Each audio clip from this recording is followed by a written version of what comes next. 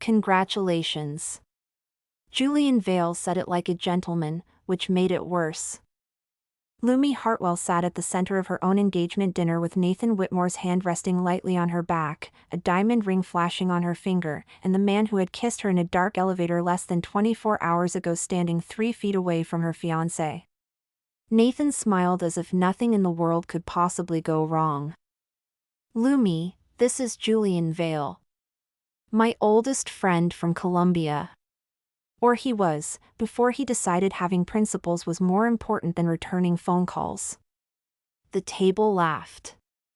Julian did not. His eyes met Lumi's for one dangerous second. Long enough to remember the blackout. The rain. Her hand in his.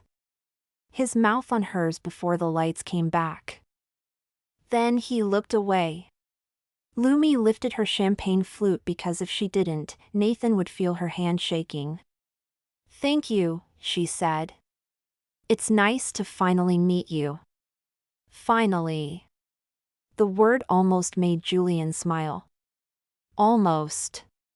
Nathan pulled out the chair beside him. Come on, Vail. Sit. You missed the toast, but if you behave, I might forgive you. Julian sat across from Lumi, close enough for her to see the faint cut on his knuckle. The same hand had steadied her waist in the elevator. The same hand had let go first. The Whitmore Club glowed around them in soft gold and white roses. A pianist played near the windows. Rain moved down the glass in silver lines, turning Manhattan into a blurred city of headlights and secrets. Every guest at the long table knew exactly who Lumi was supposed to be tonight: graceful fiancée, future wife, perfect Hartwell daughter, a woman lucky enough to marry the man who had held her family together when her father got sick. No one knew she had walked out of her bridal fitting the night before with her ring in her fist. No one knew she had ended up at the old Lenox Hotel because she couldn't stand the sound of one more person asking about flowers. No one knew she had kissed a stranger in the dark. And now the stranger was Nathan's friend. Nathan leaned close. You okay? His voice was warm. It always was. That was part of the problem. Lumi smiled without looking away from Julian. Of course. Nathan's thumb brushed her shoulder, a small public gesture of care. You went quiet. I'm listening. You do that beautifully. It was meant as praise. It landed like a lid closing. Julian's gaze flicked toward Nathan's hand, then back to his wine. Lumi saw it. More than that, she saw him trying not to react. That was when the elevator came back to her. The rain had been meaner the night before. It hit Madison Avenue sideways, turned umbrellas inside out, and made the sidewalks shine black under taxi lights. Lumi had left the bridal salon through the back entrance while her mother was still discussing sleeve options with the designer. She hadn't cried. That would have been too simple. She had just stood in front of the mirror in a lace gown worth more than most people's rent and thought, with terrifying calm, I look like someone being delivered. Nathan had texted twice. Everything good? Then, Mom says you looked perfect. That word again. Perfect. Lumi took off the dress, put on her own black cocktail dress, slipped the engagement ring into its velvet box, and walked until the cold rain soaked through her coat. The Lenox Hotel was old money without the noise. Brass elevators. Marble floors. A lobby bar filled with people pretending they weren't lonely. No one looked twice at a wet woman in heels with a velvet box in her hand. New York was generous that way. It let people fall apart privately in public. She stepped into an elevator just as the doors were closing. A man slipped in after her. Half his suit was soaked. His tie was loose. One shoulder gleamed dark from the rain. He held a paper bag that had given up trying to protect whatever was inside. Through the torn corner, Lumi saw an old hardcover book with a blue cloth spine. He pressed 22. She pressed 18. For a while, neither of them spoke. The elevator dropped smoothly, humming with the calm confidence of machinery that believed in itself. Lumi stared at her reflection in the brass doors and did not recognize the woman looking back. The man glanced at the velvet box in her hand, then away. Not curious. Not judging. Just noticing. "Rough night?" he asked. She gave him a look. "Is it that obvious?" "No. The elevator told me." Despite herself, she laughed once. "The elevator is rude. It's old. Old things get honest." She should have found that annoying. Instead, it made her shoulders lower half an inch. Then the lights snapped out. The elevator stopped so hard Lumi's hand hit the wall. Blackness folded around them. No chandelier. No mirror. No ring flashing. No Nathan's voice telling her everything was fine. Only her own breath, suddenly too fast, and the soft thud of rain somewhere beyond the shaft. "Hey," the man said, low and close enough to matter. "Give me your hand." Lumi swallowed. "Why?" "So you know where the floor is." "That's ridiculous." "Maybe. But it works." She stood there for 2 seconds, hating how badly she wanted the offer. Then she reached out. His fingers found hers in the dark. Warm. Rain cold at the edges. Careful in a way that made her chest ache. "I'm not usually this dramatic," she said.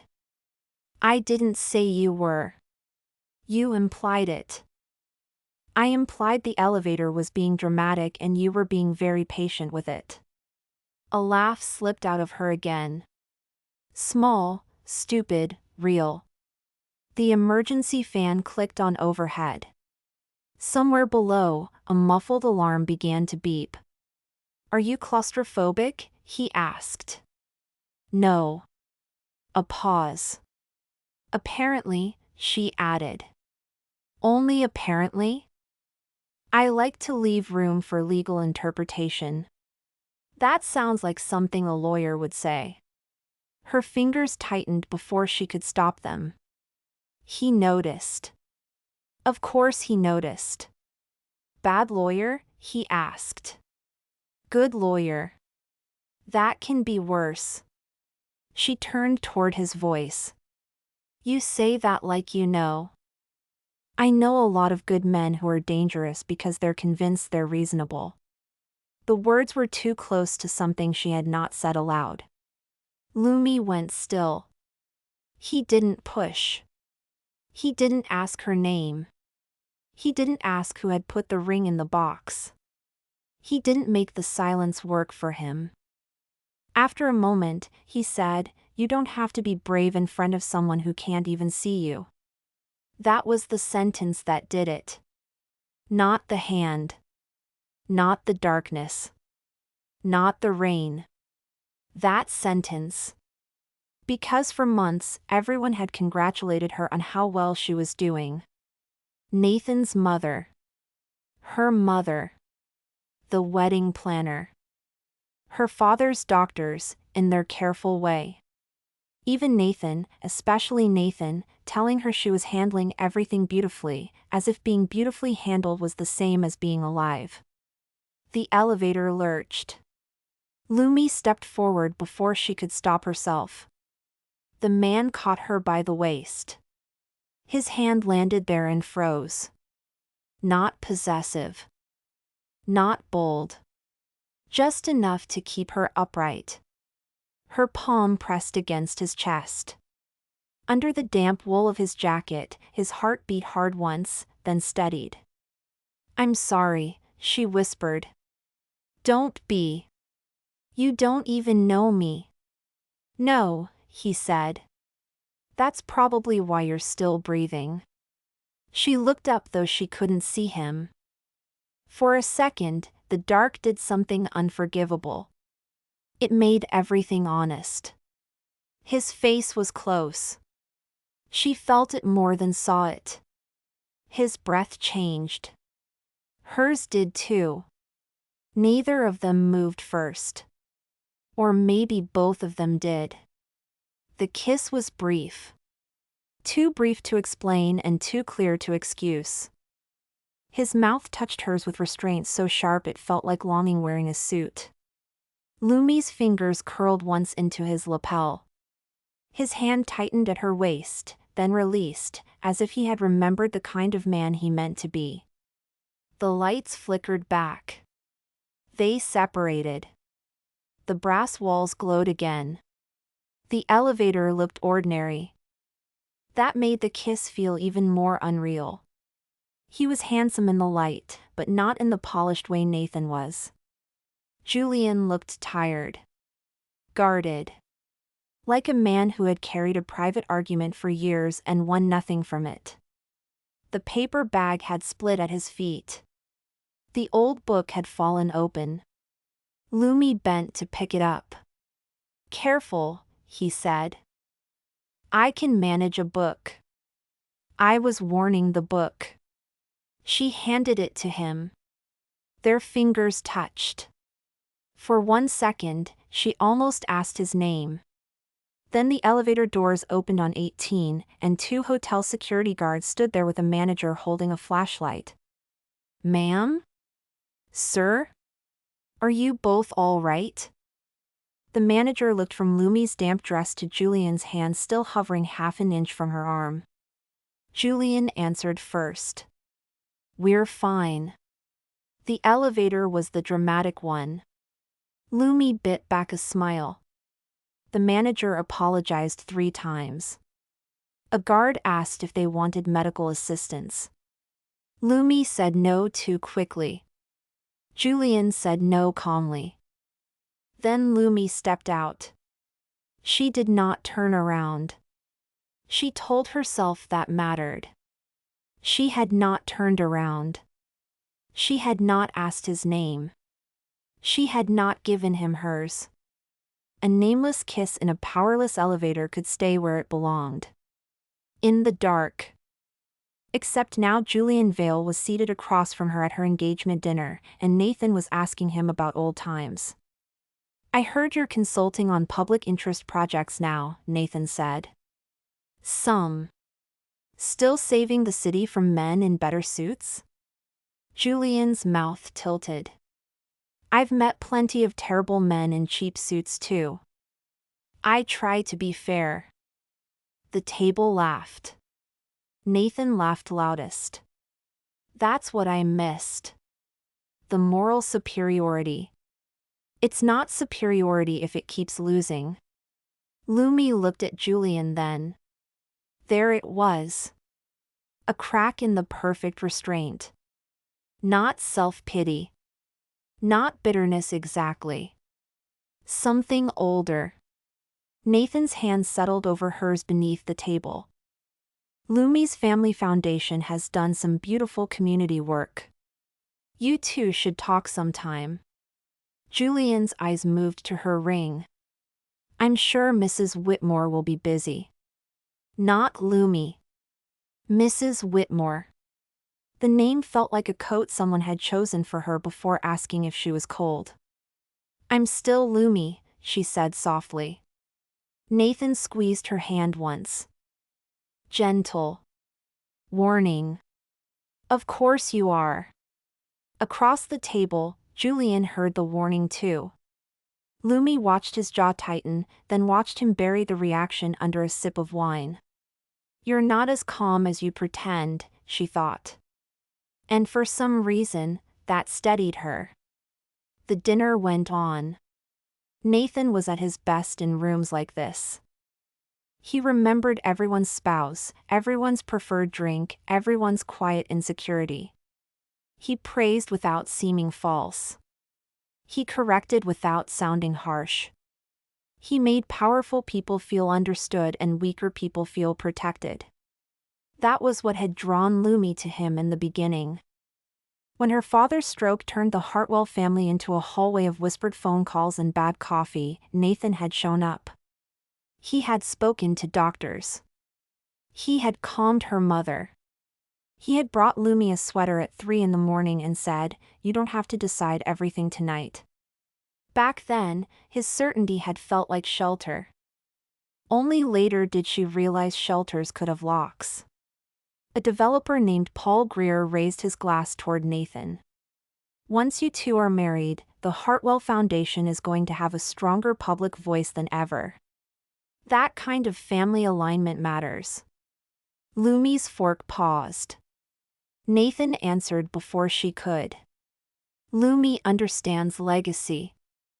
She's always been graceful about responsibility." Responsibility. That was the word people used when they wanted a woman to sit still.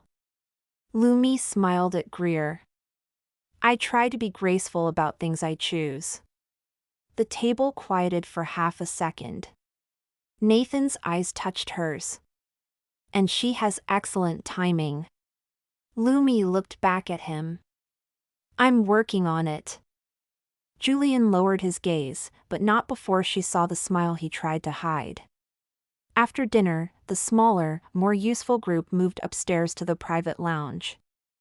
The lighting dropped. The whiskey improved. So did the honesty, though only by accident. Lumi stepped out to the glass terrace to breathe.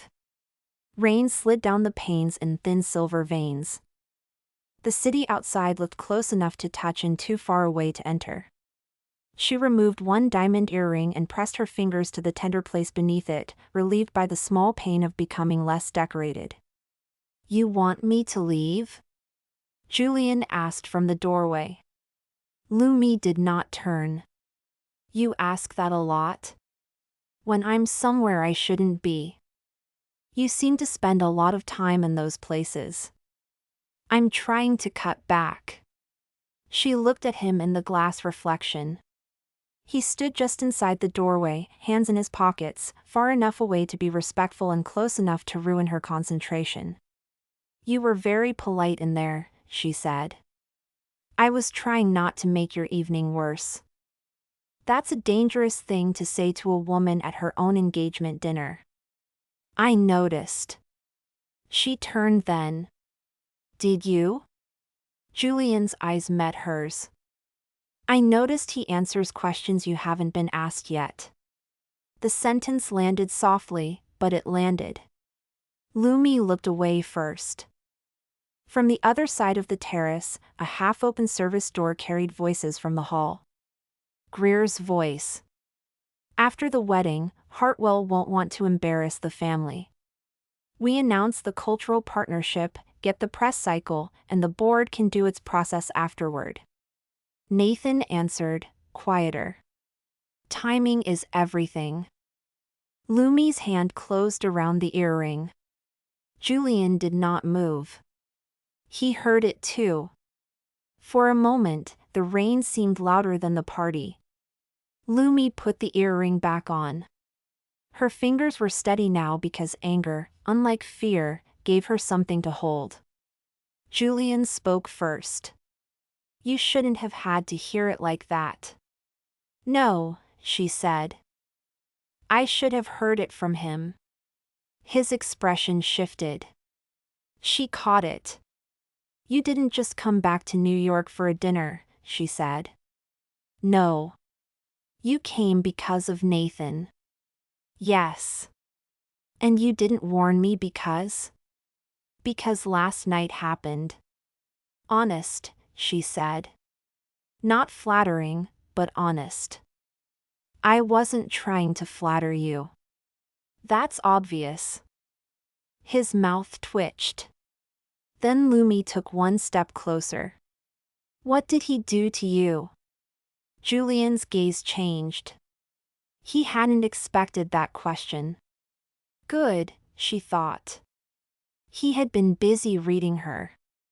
It was time someone read him back. "You think this is about me?" he asked. "I think men like you don't carry old books into rainstorms and show up at private clubs by accident." That's not an answer. No, she said. It's an observation. For a second, something almost vulnerable crossed his face. Then Nathan appeared at the terrace door. There you are. His smile moved from Lumi to Julian with perfect control. I was starting to wonder if I'd lost both of you. Lumi smiled before Julian could speak. Julian was telling me he still prefers lost causes. Nathan's eyes sharpened. Julian looked at her. She turned back toward the lounge. I told him he should get a better hobby. The line gave everyone a way out. Nathan laughed. Julian followed. The moment passed. But when Lumi walked back into the lounge, she knew 3 things. Nathan had a plan. Julian had a wound. And she was done being the last person to know the truth about her own life. The real insult came 20 minutes later. Greer, loose from bourbon and privilege, lifted his glass toward Nathan. A good wife is a man's best public image. Look at you, Whitmore. Already ahead. Nathan leaned back and rested one arm along Lumi's chair. She's already better at making me look good than I deserve. Everyone waited for Lumi to blush. She set down her glass. Then I should start charging consulting fees. Laughter broke the tension. She smiled at Greer, sweet as candlelight. Though I should warn you, I bill extra when a man refers to a woman as part of his branding package. 1 or 2 people choked on their drinks. Nathan's arm slowly left her chair. Lumi kept her smile. But I do know excellent designers if the project needs to look less terrifying to the public. Now everyone laughed. Even Greer, because she had left him a staircase down from his own rudeness. Julian watched her with open admiration before he remembered to hide it. Lumi lifted her glass toward him. See? She thought. I'm not the damsel in your little moral emergency. His eyes answered before his mouth did. No. You're worse. You're awake. Later, in the quiet lobby, Julian handed her a folder. Not dramatically. Not like a hero with evidence. He placed it on a side table beside a vase of white roses and stepped back. Public records, he said. That's all. Lumi stared at the folder. If you say zoning, I'm leaving. It's simpler than that. Nathan wants your family foundation attached to Greer's redevelopment project. The wedding makes it look clean. Family, legacy, civic good. No one asks too many questions when everything is wrapped in white roses. She hated how easy it was to understand. So I'm not just the bride, she said. Julian's voice lowered. You're the seal on the envelope. The words hit harder than any legal detail could have. Lumi opened the folder. A few pages. Meeting notes. A draft announcement. Hartwell's name placed beside Greer's before anyone had asked the Hartwell board. Her stomach turned. You brought this because you hate Nathan, she said. Julian's face closed. Then Lumi added, and because you're afraid you're becoming the kind of man who watches and says nothing. He looked at her then. Really looked. For the first time, he seemed less like the man who had steadied her in the dark and more like someone who had once needed steadying and found no hand there. That's not fair, he said quietly. No, she said. But is it wrong? He looked toward the doors, where rain slid across the city in sheets. Years ago, Nathan helped push a development deal that displaced 3 nonprofit studios in Queens, he said. I was on the advisory side. Young. Loud in private. Polite in meetings. By the time I decided to make trouble, it was done. And you blamed him. I blamed both of us. Lumi closed the folder. The lobby air felt colder. Julian said, "You don't owe me trust." "I know. You don't owe me anything because of last night." "I know that too." "Do you?" She looked at him for a long moment. Then she said, "You keep standing far enough away to look noble. It doesn't make you invisible." His face tightened with something like pain. Good, she thought again, though not cruelly. Let him be seen too. Lumi took the folder. "If you're wrong," she said, "I'll hate you." Fair. "And if you're right?" Julian's voice was barely above the rain. "Then you'll have to decide what you already know." By afternoon the next day, she had enough. Not enough to make a courtroom gasp. Enough to make her own heart stop lying. Nathan had circulated her family's name in conversations she had never approved. Greer's team had prepared language about a united civic vision. The foundation was not legally committed, but Nathan did not need law at first. He needed optics. He needed a wedding. He needed Lumi smiling beside him while cameras taught everyone what to assume. She called Marianne, the foundation's longtime director, a woman who had known Lumi since she was 12. When Marianne answered, Lumi said, "Did Nathan ask you about Greer?" Silence. That silence told Lumi more than any document. Finally, Marianne said, "I wondered when you'd ask." Lumi closed her eyes. Not because she was weak. Because she was angry enough to need darkness. That evening, she went to Nathan's apartment. He opened the door in shirt sleeves, handsome and tired, the man she had almost married. For one painful second, she remembered him in the hospital cafeteria, stirring sugar into coffee he hated because her mother had handed it to him by mistake and he hadn't wanted to embarrass her. He had been kind once. Maybe he still was, in the places where kindness cost him nothing. "I know about Greer," Lumi said. Nathan's face did not change enough. That hurt most. He stepped aside. "Come in." "No." His eyes softened. "Lumi. You used my name.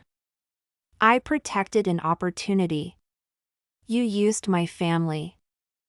I protected your family's influence. You made plans for my marriage before I knew I was part of a transaction."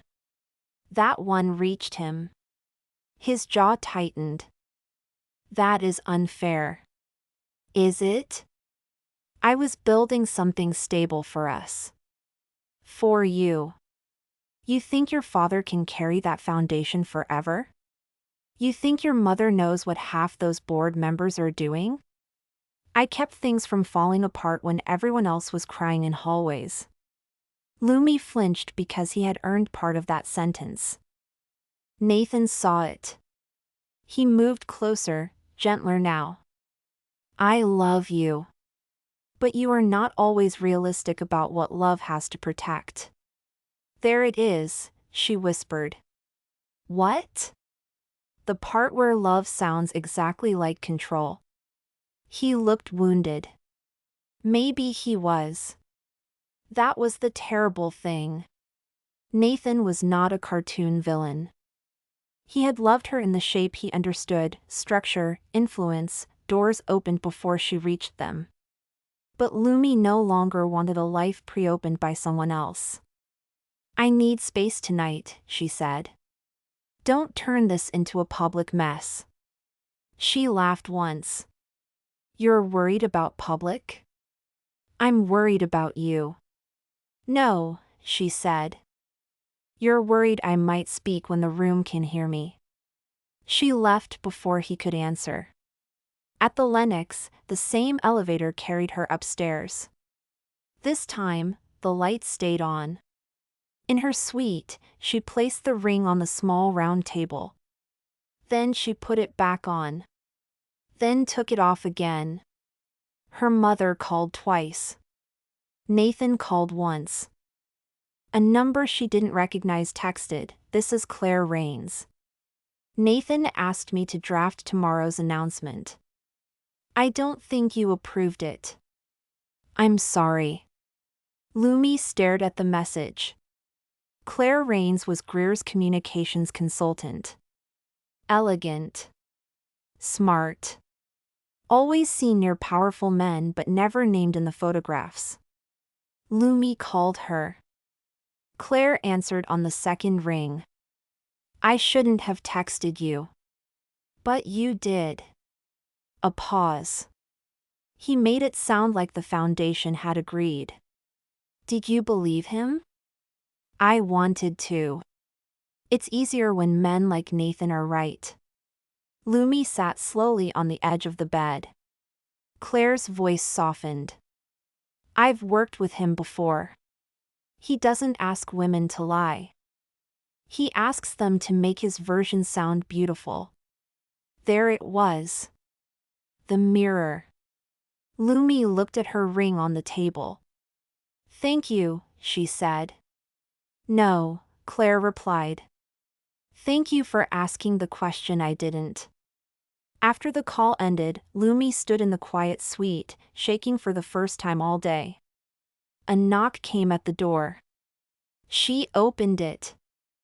Julian stood there, rain damp again, holding no folder this time. "Before you get mad," he said, "I'm not here with more papers." "Then why are you here?" "Because I thought you might be alone." She hated how much that mattered. "You can come in," she said. He stepped inside, but only barely. Always the doorway. Always the line. Lumi shut the door. "Did you know who I was before the elevator?" "No." "If you had known I was Nathan's fiancé, would you have kissed me?" He went still. The room changed around the question. "Say it," she said. "No," he answered. Her chest tightened. Then he added, "But I would have wanted to." The truth stood between them, quiet and dangerous. Lumi walked to the table and touched the ring, not picking it up. "I am so tired of men wanting something from me and calling it care." Julian's voice was rougher now. "I know. Do you?" He looked at her. "I came here tonight because I wanted to tell myself I was making sure you were all right. Part of that is true. And the other part?" "The other part is that I wanted to see you." She turned. No perfect line. No charming deflection. Just that. It worked better than any speech. Lumi stepped closer. "If I weren't engaged, would you still be standing that far away?" Julian looked at her mouth, then forced his gaze back to her eyes. "If you weren't engaged," he said, "I wouldn't be standing at all." Heat moved through her, sharp enough to be anger or want or both. "Are you always this careful?" "Only when something matters. Or when you're scared." His silence told her she had found the right door. "You were going to leave New York after this," she said. He looked away. "Julian." "Yes." "Because you're giving me space?" "Because I'm afraid if I stay, I'll become another reason you choose too fast." Lumi came closer until only one step remained between them. "That sounds noble." "It is noble." "No," she said softly. "It's running with better manners." That hit him. His face changed. For a second, she thought he would kiss her. He almost did. She saw the decision reach his body before his mind stopped it. His hand lifted half an inch. His breath caught. The room narrowed to the lamp, the rain, the ring, and the distance he refused to cross. Then he stepped back. "Not like this," he said. Lumi closed her eyes. If you choose me tonight, he said, you'll hate me tomorrow. End what needs ending. Not for me. She opened her eyes. For yourself, he finished. Then he left. The next night, the Lennox ballroom filled with white roses, camera flashes, donors, board members, Greer's people, Nathan's partners, and everyone who preferred clean stories to true ones. Lumi wore midnight blue. Not white. Before they entered, her mother touched her arm. Just get through tonight. Lumi looked at her. Her mother's eyes were tired. Afraid. Loving. She had spent a year leaning on Nathan too. That was the part no one wanted to name. Nathan had made himself necessary. I know you're upset, her mother whispered. But your father doesn't need a scandal. Lumi almost said yes. The old yes. The one that kept everyone comfortable except her. Nathan appeared behind her and adjusted the edge of her wrap with practiced tenderness. Beautiful, he said. For a second, she remembered loving him. Not wildly. Not breathlessly. But gratefully. Then she looked at his hands fixing her into place. And she remembered the elevator. Give me your hand. Just until the lights come back. Julian had let go. Nathan never did. Dinner began. Speeches followed. Greer spoke about community in a voice polished enough to hide money beneath it. Claire Rains stood near the press line, pale but composed. When Lumi looked at her, Claire gave the smallest nod. Then Nathan took the stage. He thanked donors. He praised legacy. He looked at Lumi with the soft confidence of a man sure the room would hold her still. Lumi and I have always believed, he said, that family means building something larger than ourselves. No. Her body knew before her mind finished the word. That is why I'm proud to announce the beginning of a cultural partnership between the Hartwell Arts Foundation and the Mayfield Redevelopment Initiative. Lumi stood. The room rustled. Nathan smiled with visible relief and extended his hand. She walked to the stage. For half a second, she looked out at the ballroom and wanted to sit down. Her father was not there, but his absence was. Her mother's fear was. Nathan's old kindness was. Every version of herself that had tried to be easy stood with her. Then she took the microphone from Nathan's hand. Gently. That mattered. Thank you, she said. The room settled. My family's foundation was built to support artists, neighborhoods, and public trust. It was not built to make private ambition look generous. Nathan's smile disappeared. Lumi kept her voice even. No partnership with the Hartwell name will move forward because of a wedding, a friendship, or pressure placed behind closed doors. Nathan leaned toward her. Lumi, this isn't the time. She turned to him. No, she said. You've spoken for me long enough. The ballroom went silent. Lumi faced the guests again. My name, my family, and my marriage will not be used as decoration for a future I didn't choose. Then she removed the ring. The diamond caught the ballroom lights one last time. She placed it on the glass table beside the podium. Nathan and I will not be continuing our engagement. A camera clicked once, then stopped. Nathan's face went pale with controlled fury. But beneath it, she saw something else. Hurt. Real hurt. That nearly broke her. So she gave him the truth without cruelty. You were there for my family when we needed someone steady, she said, softer now. I won't forget that. But I cannot spend my life being grateful inside a cage. Nathan stared at her. No argument came. Not fast enough. Lumi stepped down. No one stopped her. At the back of the ballroom, Julian stood near the archway. He did not move toward her. He did not claim her courage. He only looked at her like she had just changed the shape of the room. Lumi passed him. For 1 second, their eyes met. She kept walking. She needed him to know that she was not running to him. She was walking out on her own. The lobby was quiet when she reached it. Rain tapped the glass dome overhead. She sat on a velvet bench beneath a palm tree and looked at her bare hand. For 5 minutes, she cried. Then she laughed softly. Not because it was funny. Because her finger felt lighter than the rest of her body.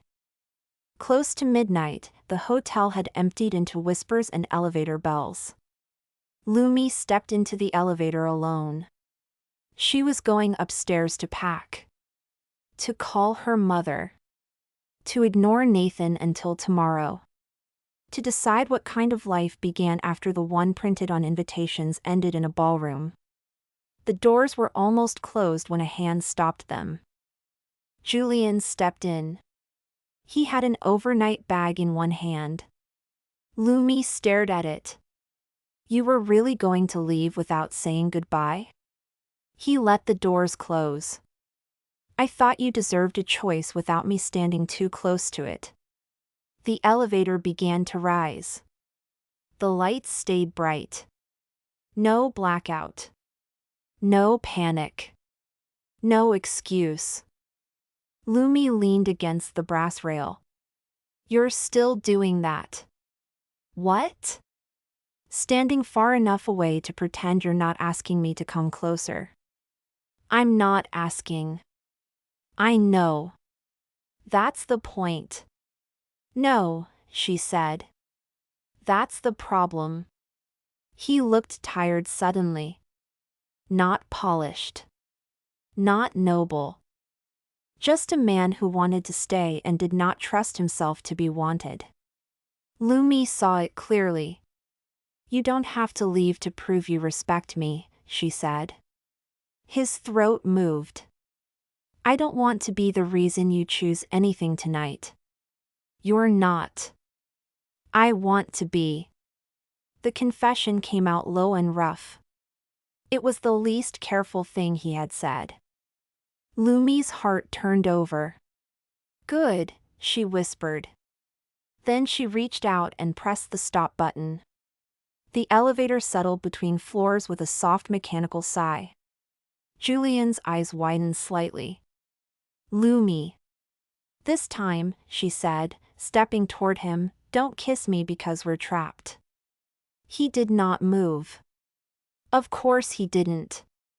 She came closer. Kiss me because I'm free. His eyes dropped to her bare hand, then returned to her face. Are you sure? Lumi smiled. For once, the question did not feel like doubt. It felt like a door held open. For the first time in a long time, she said, yes. Only then did he touch her. His hand rose to her cheek, slow enough for her to stop him. She didn't. His thumb brushed away the last trace of a tear she hadn't noticed drying there. Then Julian kissed her. The first kiss had belonged to darkness, fear, and a secret neither of them knew how to keep. This one belonged to light. It was not frantic. It was not a rescue. It was not revenge against Nathan or proof that the night had been worth the pain. It was quieter and stronger than that. His mouth moved over hers with the same restraint that had first undone her, except now restraint was not distance. It was care. Lumi gripped his coat and laughed once against his lips. Julian pulled back just enough to breathe.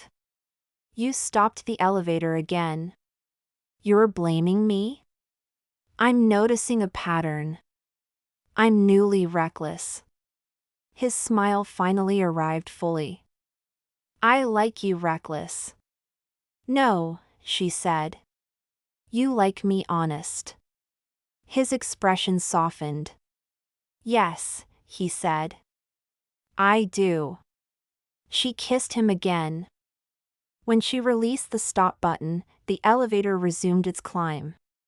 Neither of them stepped away. The doors opened on her floor, spilling warm hallway light over them. For a moment, they stood there together, not hiding, not rushing, not pretending this was an accident. Lumi looked down the quiet corridor toward the suite where she would pack the last pieces of a life that had almost fit. Then she looked at Julian's bag. Were you headed to the station? She asked. Yes. Still going? He looked at her hand in his. Then at her.